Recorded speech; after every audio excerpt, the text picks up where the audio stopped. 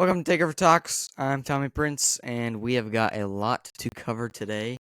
So I figured we just hop right into this episode. I plan to make episodes every Tuesday and Friday. We'll see how that pans out, but that's the plan. That way, I can keep up to date with basketball and the things going on, but not make it too much, not overload it. I'm freaking tired today. I went to the gym this morning and my friend kicked my butt. I came home and just took like a massive nap and so yeah, um we'll kick things off by just going into some NBA news. Jamal Murray got fined $100,000 for throwing a heating pad during game 2 of the Timberwolves versus Nuggets. And I'm not gonna lie, I do not like the officiating with this series right now. There has been some missed technical fouls, including Jamal Murray here. Yeah, this is him throwing his heating pad on the floor. If you didn't see it last night.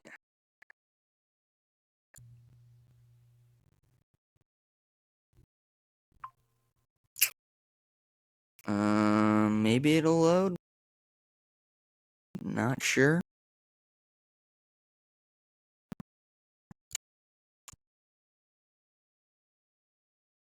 Anyways, he was sitting on the bench and threw a heating pad on the floor. I'm pretty sure Cat stepped on it or someone stepped on it, but either way, that's not very smart to do. It's not safe, all that. But there was a missed technical there, but also there was a missed technical on Mike Malone. I can't remember if it was during game 1 or game 2, but Mike Malone straight up he walked up to the ref and just chewed him out. F-bombs, all this stuff, nothing. Not a technical, not an ejection. I think he should have been ejected, personally. But there's nothing. Nothing at all. Here it is. Dude, what the fetch?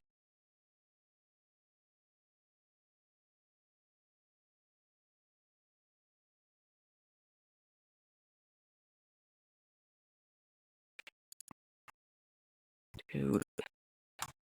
Alright, well, guess that's not gonna work today. What else? Yeah, Anthony Edwards was given a technical during game 1. And so I think he was being guarded by Caldwell Pope, and got a good bucket on him, whatever. Gave him a little stare down, and then got a technical for it. Didn't say a word, didn't do any actions, nothing. He literally just looked at Caldwell Pope and was given a technical for it. And then, of course, the next game that happens, Mike Malone chews him out. No technicals whatsoever. I mean, he did get a $100,000 fine, which is more than most people make in a year, but that's a different story. Anyways, I guess while we're on the topic of the Nuggets, Jokic got his third MVP, which I do not agree with whatsoever. He's already got 2. He doesn't need. He got Finals MVP last year, so he's pretty much 3 for 3 of MVPs already.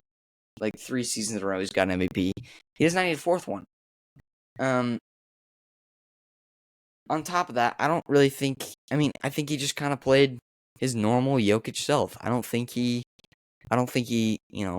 did anything impressive this year. I don't think he stood out in any way from previous years, which could be argued that yeah, he played the exact same as the past 2 years. In the past 2 years, he got MVP. But I I just I do not believe um, that was the right call. I think Doncic and um, SGA both were ahead of him because let's talk about Doncic first. Doncic was averaging 33 points a game, nine nine assists and almost 10 rebounds, or maybe almost 10 assists, 9 rebounds. Which like that's almost averaging a triple double, which I don't know what Jokic's averages were, but they were probably close to that. Um, uh, I think Doncic missed 12 games this season in the regular season, so he played 70 games.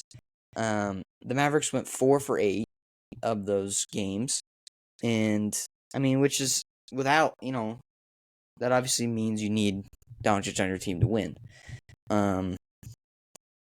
He also had a 73-point game this year, which is tied for fourth with Wilt Chamberlain and someone else. So there's that. Obviously needed there. I guess. I mean, I know it's the regular season, but I don't think the Mavericks. I don't think the Mavericks have any other leadership other than Luka Doncic. You could argue Kyrie, but I just don't think. Well, this is gonna cause a riot, but I don't think Kai could put the numbers up needed to get them to where they are today. Which is playing OKC in semifinals.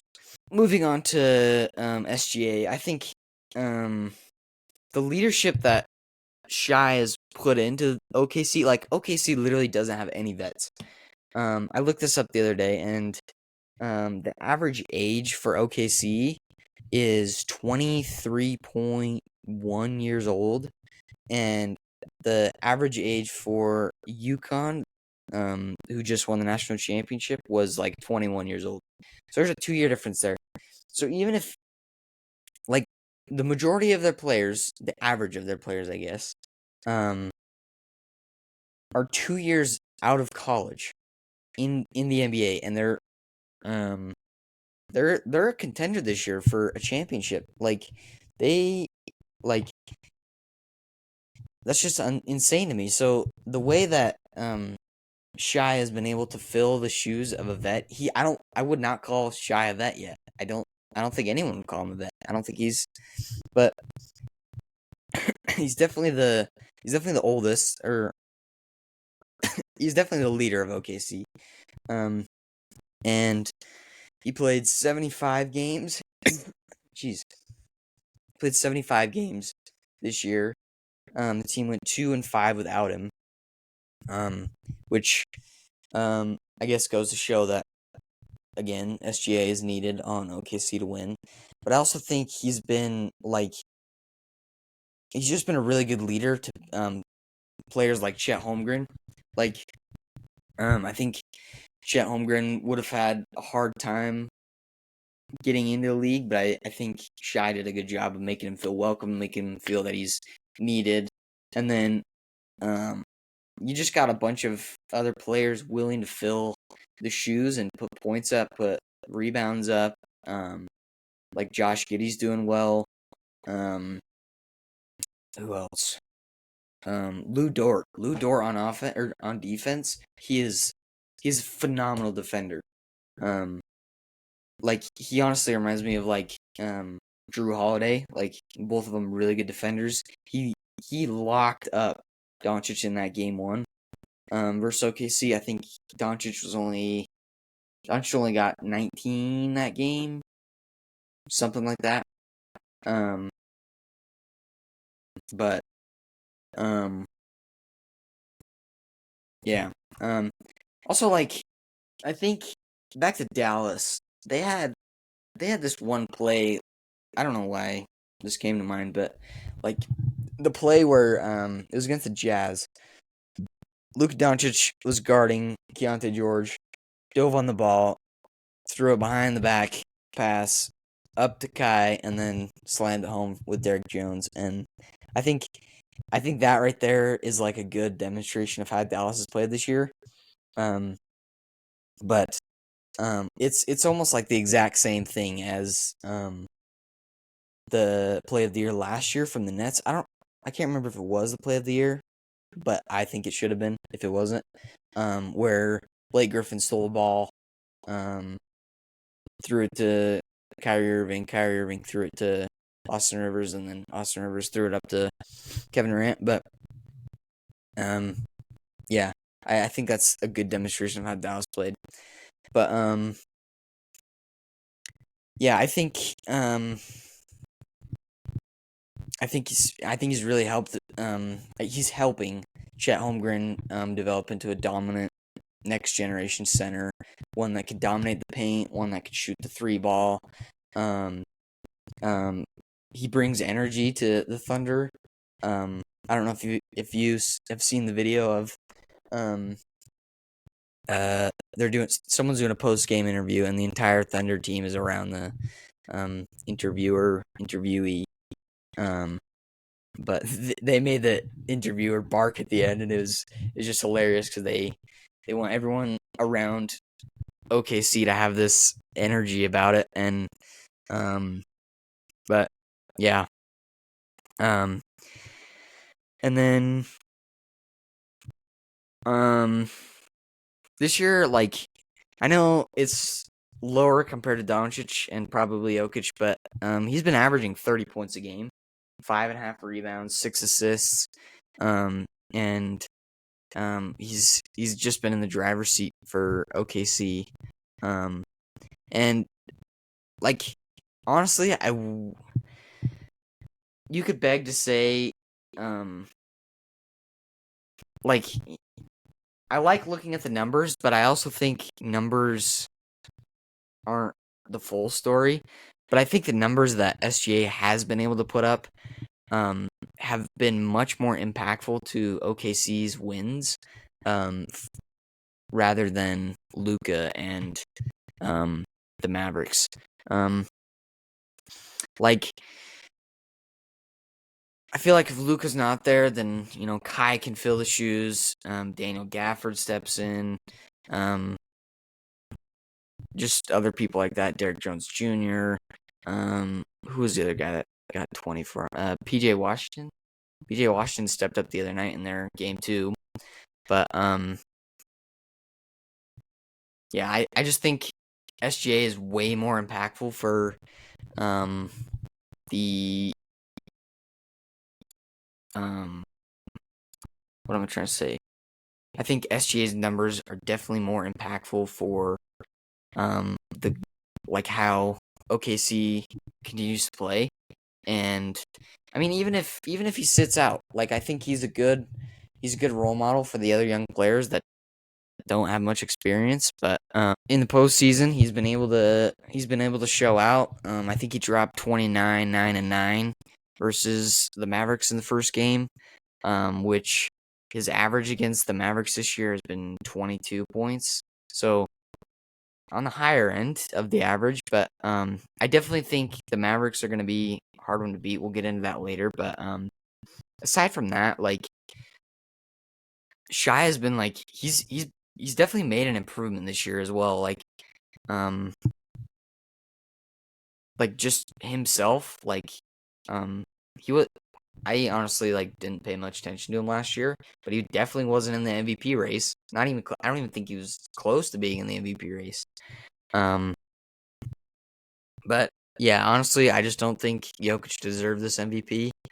I don't think Joel Embiid should have been talked about either because he's just not important, especially because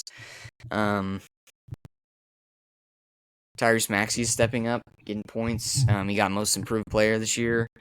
I guess we can go into some other of those awards. Let me look them up real quick. NBA 2024 awards. Let's see. I got an error page. All right, right here.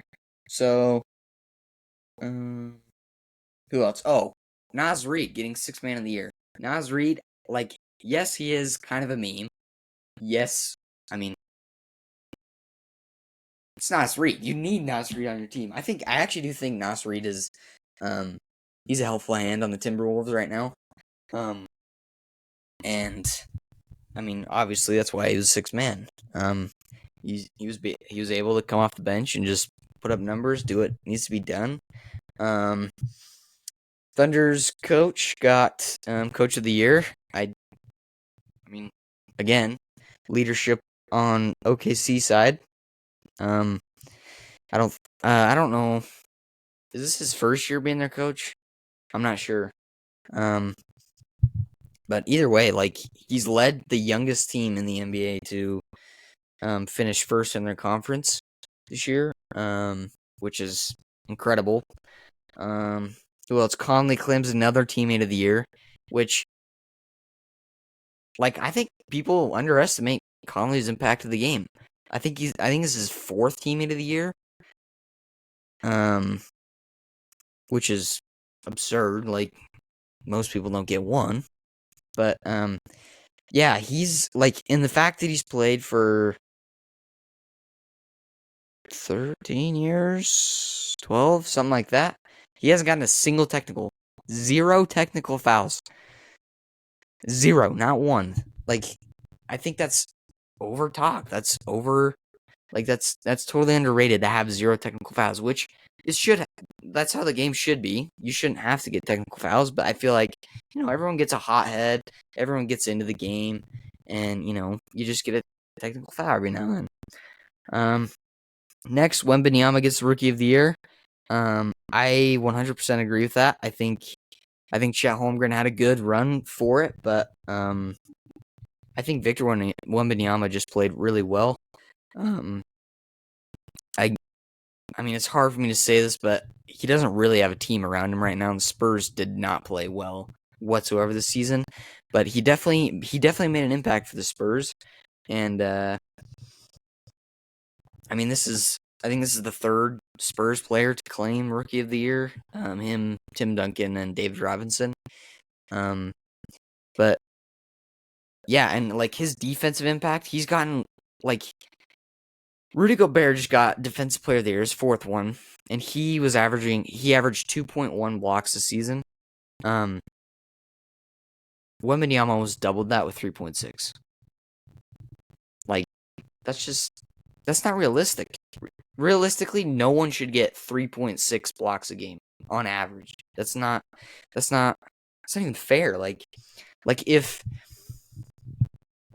Wembanyama were to join a team like, I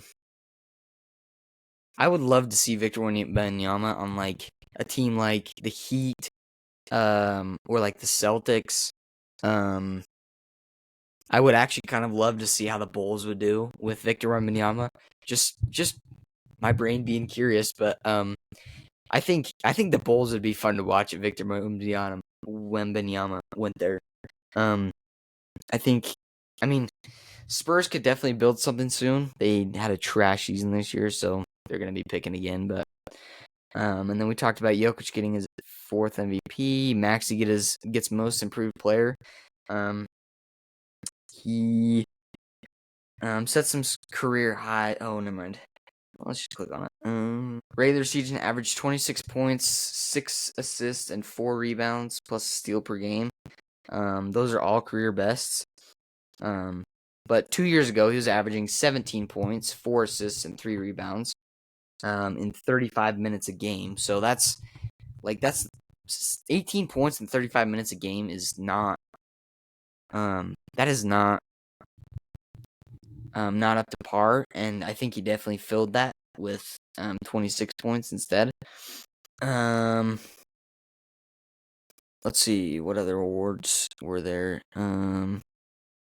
Stephen Curry with the Clutch Player of the Year. Definitely had some clutch moments this year. I do agree with that. Shoot, was that this year? I can't even remember. Who got it last year? Curry led the league in clutch scoring, which is defined as the last 5 minutes of the fourth quarters or in overtime. With 189.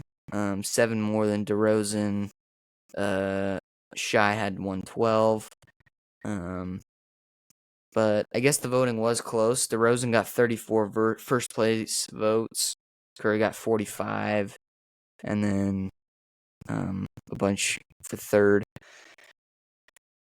But he is clutch. And then Rudy Gobert getting his 4th defensive player of the year. I do want to congratulate him on that as a former Jazz player. I don't think anyone really matched up to Rudy Gobert this year, except Wembanyama, just because he had so many blocks. But I mean, like a 1.5 block differential average is, it's something special, and I think Wembanyama should really flex that. Like 3.6 blocks per game is wild. But I also think the Defensive Player of the Year award is not. I mean, it's focused on one player, but I also think you need a well-rounded defensive team to help support that. And the Timberwolves, I mean, based off of their last game without Rudy Gobert, shows that he's got that defensive support. And I mean, if that doesn't spell it out for you, I don't know what does. But that's another reason why I'd put Gobert over Wemby this year. I mean, if Wemby got it, I wouldn't be mad, but he didn't. So, I think it was well deserved. I mean, freaking Frenchies, man, they're good at defense, I guess. Victor Wembanyama and Rudy Gobert. But let's. There's a lot of coaching stuff going on right now. Darvin Ham got fired, and Frank Vogel got fired. Which, in my personal opinion, I do not think that it's their fault that they had I mean, they didn't even have like a bad season this year. They both made the playoffs. I guess they were both first round exits, but I honestly feel like Kevin Durant just kind of was lazy this year. He actually stopped listening to Coach Vogel for the last 2 months of the regular season. Didn't care what he had to say, I guess. That was according to ESPN. I was reading through that article yesterday, but I don't think the effort was there for the Suns. I don't think it was anything to do with Frank Vogel, to be honest with you. I just feel like Kendrick Perkins was talking about it last night. Like, there's such a huge lack of accountability in the NBA that teams just don't know what to do. So I guess their first instinct is, let's just fire the coach. And I guess that's what both these teams did here. And like Darvin Ham, they had a great season. Anthony Davis had an amazing season. He played his career high games. I don't know how many he played, 70 something. But previous years he's just been out. I got my back hurts, my leg hurts. This year he put in the work. He went. He did it. LeBron had an alright season, especially for his 20th year. I definitely think they should trade D'Lo. D'Lo was a horror show for their team this year. Austin Reeves is all right, but I definitely don't think it was on Darvin Ham, and I don't think they should have fired him. But that's the Lakers' problem, not mine. And then I think what I heard was the Lakers are going to try and look at Ty Lue as their next head coach, but Ty Lue still has a year on his contract with the Clippers. But I also think the Clippers want to extend with him. I don't know that, but he's been good with the Clippers. And then Frank Vogel, they said, ESPN posted this yesterday. Mike Budenholzer is emerging as the front runner to become Phoenix Suns' next coach. Sources tell ESPN. Budenholzer is Suns' target, and talks are expected to move quickly. Sources tell ESPN. He's been working to assemble a coaching staff for a return to head coaching job. But that's still getting figured out. So, Mike Budenholzer is a good coach. He coached the Bucks really well. Also Frank Vogel, he coached the Lakers to a championship in 2020. So I definitely don't think that it's Frank Vogel's fault, but whatever. Also, the manager probably just got rid of Darwin Ham because why not? Which I don't know how I feel about Brown. I mean, I think with LeBron, I think LeBron's looking too much into the future. I think LeBron's main focus right now is playing with Bronny. So like, what does he have to do to stay healthy enough to play with Bronny? What teams are looking to pick up Bronny? Is Bronny gonna be picked up this offseason? In the draft? I don't really know, but I think he doesn't really care about this year, and I think his focus is there. But that's really all I got for news. We can get right into Cavs Celtics. Cavs Celtics had a great first game. I need to pull up the stats because I honestly do not remember everything. Cavs game 1. Let's talk about it. Game 1 was a 3-point onslaught for Derek White. Cavs really focused their defense on Jaylen Brown and Jason Tatum, which left Derek White just wide open for threes. I think he hit 6 or 7, dropped 25 points. Jaylen Brown dropped 32 points. He was killing it for them. Tatum had a double-double with 18 and 11 rebounds. Celtics took the lead. I mean, I really think that's why the Celtics won, was just the 3-point game. Celtics were 18 for 46 beyond the arc versus the Cavs 11 for 42. Celtics also crashed the board really well. They out-rebounded the Cavs 55 to 38. But yeah, I think the Cavs put up really good defense against Tatum and Brown. I mean, Brown still had 32, but the defensive effort was there. They tried their best to lock him down. It's hard to guard that paint without Jarrett Allen. And I don't think they don't have Porzingis right now, but if they did, I don't think Porzingis is that. I mean, Porzingis is kind of all over the floor. I don't think he focuses on the paint like Jarrett Allen does. And so I think Jarrett Allen is a big part for the Cavs offense and defense. He puts up blocks. He gets, he gets those offensive rebounds, puts them back up for 2, things like that. So I think the Cavs really need Jarrett Allen, but they also came out and won game 2 at an away. So maybe they don't need Jarrett Allen as much as I would think they do. Donovan Mitchell is a critical factor on how the Cavs do in this series. Game 1, he managed to put up 33, which is all right. To be honest with you, I think Donovan Mitchell needs to put up at least 40 to 45 points a game if the Cavs want to keep winning. He had 6 assists as well. He's the 4th player in league history to score 30 points or more in series openers. I think he joined Michael Jordan, Kobe, and if I were to guess, Will Chamberlain, but I don't put Will up there. I think he's fake. Garland had 14, game 1. Evan Mobley had a double-double, 17, 13 rebounds. Cavs bench, they need to step it up. The Cavs really don't have anything but their starters. The Cavs bench had 15 points in game 1, which is that's not okay. But I mean, they just need to find ways to score other than Mitchell. I think Mitchell knows that he has to score. He came out in his post-game interview and said, let me find the quote.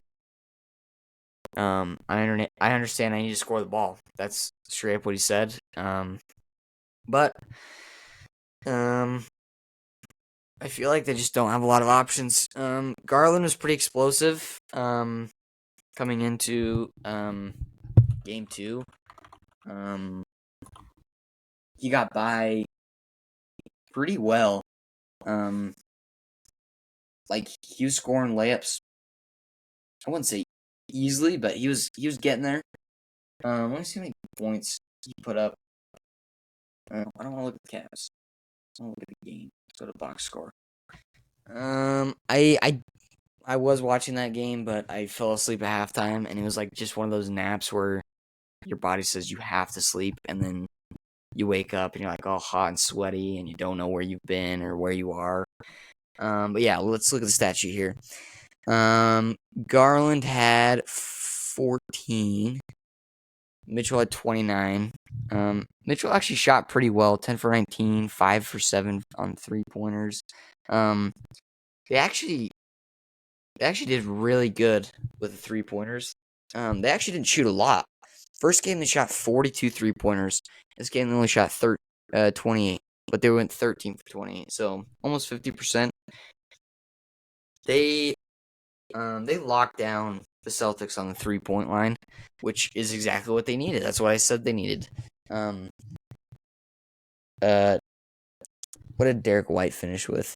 Derek White only had 10 versus the 25 he had game 1. Jason Tatum had 20, 25. Jaylen Brown had 19. So they really stepped it up on defense in game 2. But if I'm being honest here, I don't think the Cavs win this series at all. I think they win maybe one more game 3 or 4. But other than that, I think it's Celtics in 6, maybe possibly 5. That's just how it is. Depends if Jarrett Allen comes back. Depends when Porzingis comes back.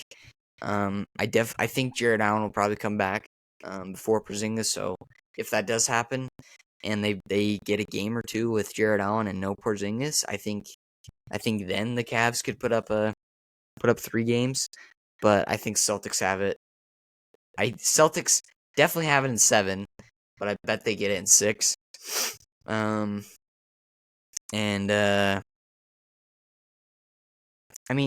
Allen should be back. He's got a bruised rib, which, come on now, get in the game. It's a bruised rib. Porzingis is out with a strained right calf, which is a little different. Likelihood of tearing an Achilles is, whatever. But, yeah, I had in my notes that I think this was going to be sweep, but I said that was going to be a sweep after game 1. I didn't rewrite my notes after game 2, but next game is Mavs and OKC. Mavs and OKC has been a good series so far. It's 1-1. OKC had a good game 1. Let's see. How do I look at game 1? Game 1. Let's see. Tuesday? Was it Tuesday?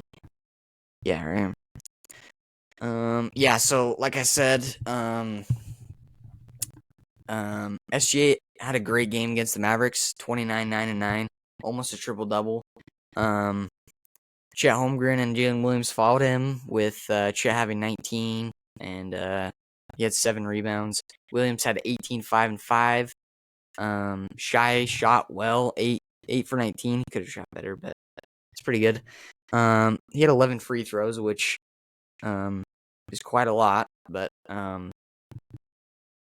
it is what it is.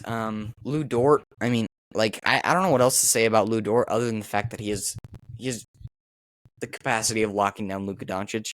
Luka Doncic is not someone easy to guard, and so I give kudos to Lou Dort for holding him to 19 points in game 1. His coach said he's just a warrior, brings juice every single night.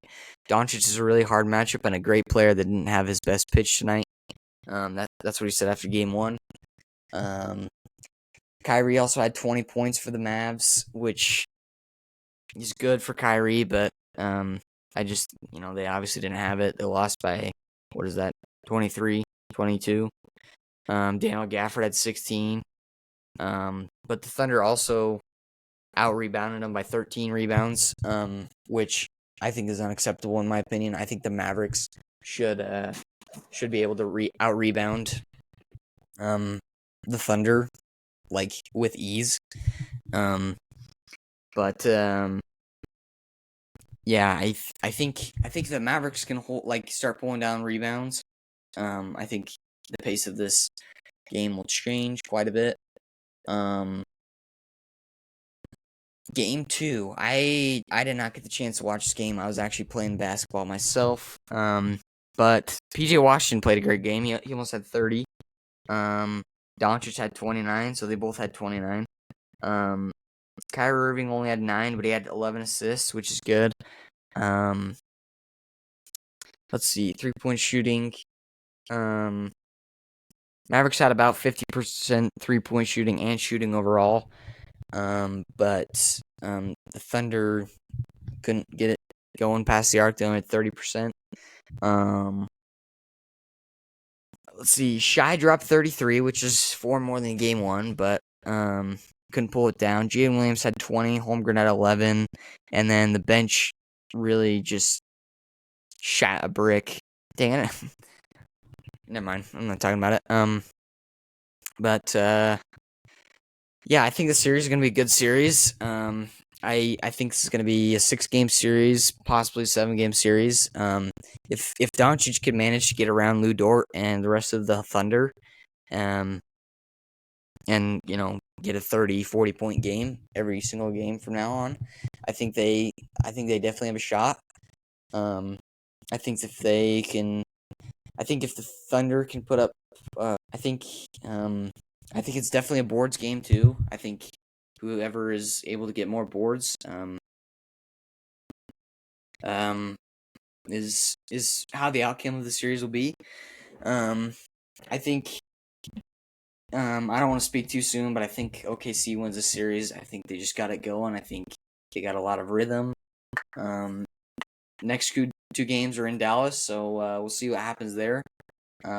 Dallas brings a great home crowd, so we'll see game 3. This is actually, I think, my favorite series going on right now.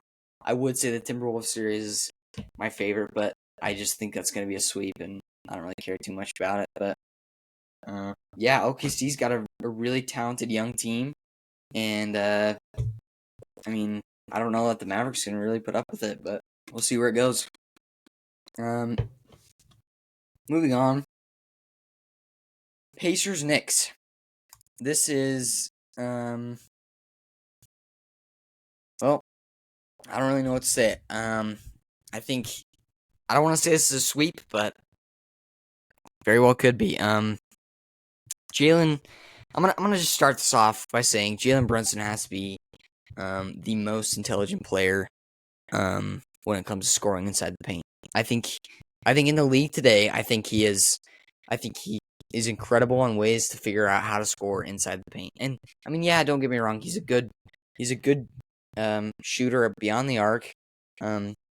Good mid-range shooter, but I think if he gets inside the paint, he's gonna figure out a way to score the ball. His floater is pretty much unstoppable. And I guess it's like really that close range, kind of mid-range area is very dangerous for the Knicks. And as for the Pacers, they need to find a way to lock that down. I also think Madison Square Garden is the hardest place to play. Reggie Miller stated while he was commentating yesterday that Jalen Brunson runs the crowd, and the crowd runs Jalen Brunson. And so if MSG gets it going and gets things rolling, gets loud, gets into it, Jalen Brunson is he's going to town. He's going to work. And so, like, if I'm being honest, I think that's why the Knicks are have been contenders for a while. Is even if they have like an all right team, the home games really carry momentum for them. I think, that's just got to be such a hard place to play. I just love watching. Like, if I could go to a Knicks game one day and just be in that atmosphere, I think that'd be so fun. I don't even like the Knicks. I don't want to say I hate the Knicks, but I don't like them. I do like Jalen Brunson, but that's about it. Also Josh Hart. Josh Hart he's been putting in the work for those boards. He he's what, 6'4", 6'3", 6'4"? He's a small guy, but he's getting like 12 rebounds a game in this postseason, which is like really good.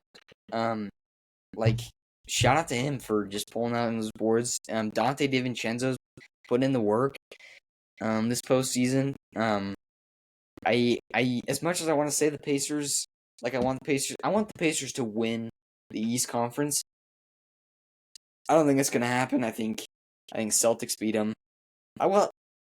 They could put up a chance against the Celtics. I think they could beat the Cavs, but I don't know. And then, yeah, I think the Knicks are gonna run the Pacers dry. Halliburton had a great game though on yesterday. I think he put up 34 versus the 6 or 8 he had in game 1. But I mean, game 2, like this Knicks Pacers game was a really good game too. I think the Pacers should have had it just because they were given so much time when Jalen Brunson was out. Jalen Brunson went out midway through the first, was out all of the second, came back second half. But I think the Pacers should have just played their absolute hardest, pushed it, got a 10 or 12 point lead, and then just held it strong when Jalen Brunson. But he came back middle of the third quarter. Knicks went on a 27-6 run, and after that, nothing was falling for the Pacers. So, I would like to give a shout out to T.J. McConnell. T.J. McConnell, really, like he was doing everything he possibly could to score on the offensive side for the Pacers, but it just wasn't enough. He was getting rebounds. He was hustling the Knicks, but they couldn't get anything going after that third. But yeah, I think that's why the Pacers had. I mean, they only lost by 9, which 9's kind of a lot, but it was definitely a lot closer. But yeah, that third quarter really killed them. It was 36-18 in the third quarter. Knicks winning that, that's not good at all. I know. Let's see. OG Anunoby, he was playing great in the first quarter, first half. I think he had 29, something like that. DiVincenzo had 28. So the thing I like about the Knicks is it's not centered around one or two players. They've got it spread right. Jalen Brunson puts up numbers, Anunoby, DiVincenzo, Josh Hart, like they got it going. And so if one person's not doing well, you got 2 or 3 other guys that are doing well. And so I think that's what puts the Knicks. Knicks are actually a really good contender now that I think about it. I think if the Celtics were to win, I think the Knicks take it to a Game 7. Game 7 undecided. I don't know who wins that series. Cavs, I think Knicks beat the Cavs there.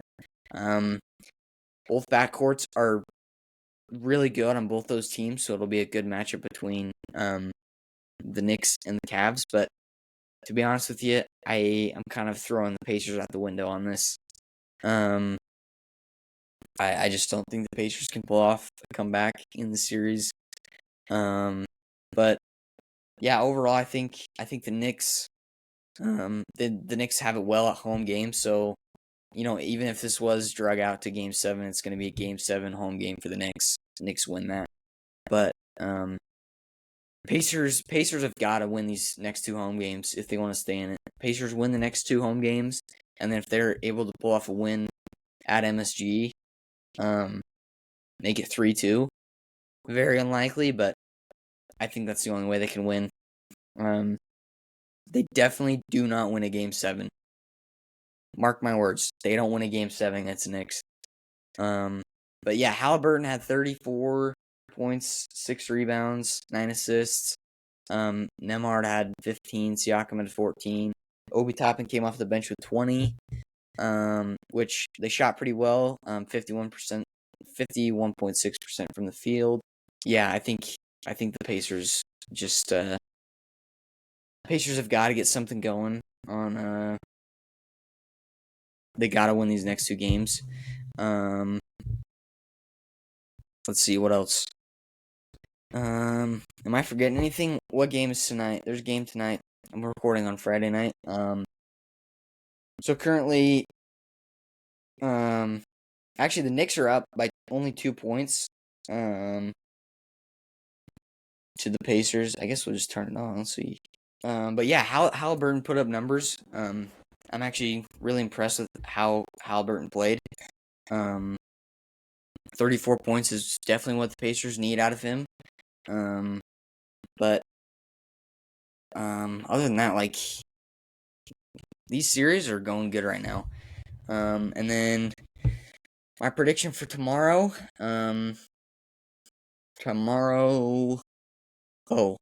Tomorrow's game 3 for the Thunder Mavericks.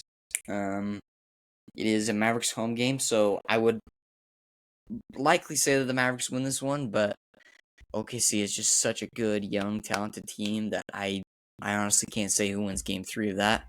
But my gut says Mavericks, so my pick is the Mavericks. I think the Mavericks are going to come out, win game 3.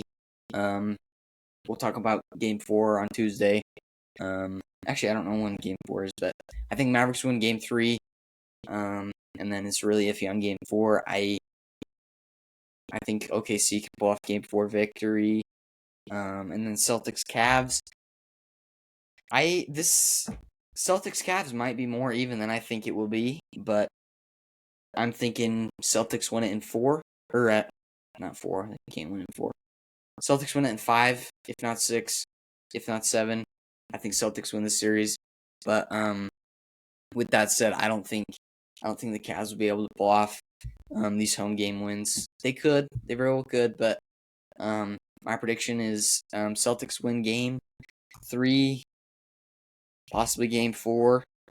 Game 3 of Timberwolves Nuggets is going to be a good one, but Timberwolves have home game advantage. Rudy Gobert should be back for that, meaning it's going to be even a harder defensive threat to the Nuggets. So, I mean, unless the Nuggets can pull something out, they got to get something going. Jamal Murray's got to step on it. Jokic has been doing the best he can, but yeah. Stephen A. Smith had some things to say about the Knicks. I can't remember what they were, but I think he was saying that Knicks win the series. I agree with him there. I don't think Pacers will win a series or a game this series. But they've jumped the lead 55-49. We'll see how that game goes. Game 3 is tonight for the Timberwolves Nuggets. Either way, I got Timberwolves. And then as of Sunday's game, I got the Timberwolves going there. That is going to be a sweep. The Nuggets are getting swept. Mark my words. But right now, what I'm hoping for is I'm hoping for Timberwolves Knicks. That's where I think finals are going. I think that'll be a great matchup. Backcourt.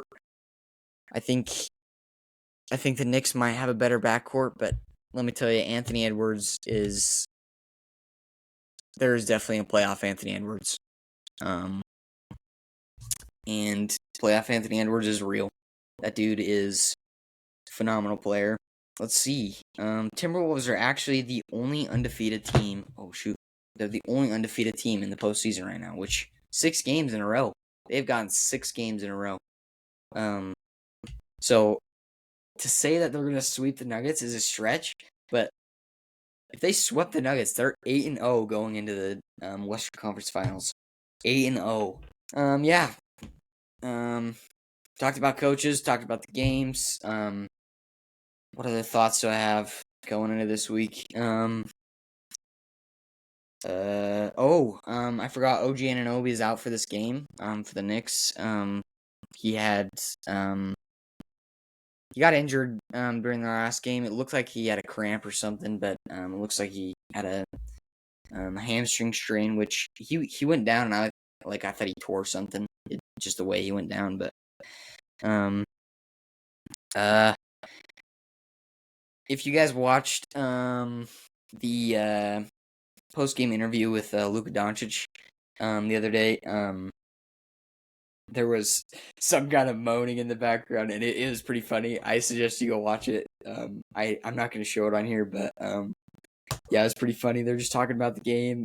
He's like sweating bullets, and then you just hear this awful moaning in the background, and everyone just starts laughing. But oh yeah, also congrats to Luka Doncic for making top 500 in Overwatch.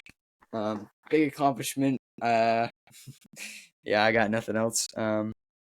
So I think that's gonna be it for this episode of Takeover Talks with Tommy.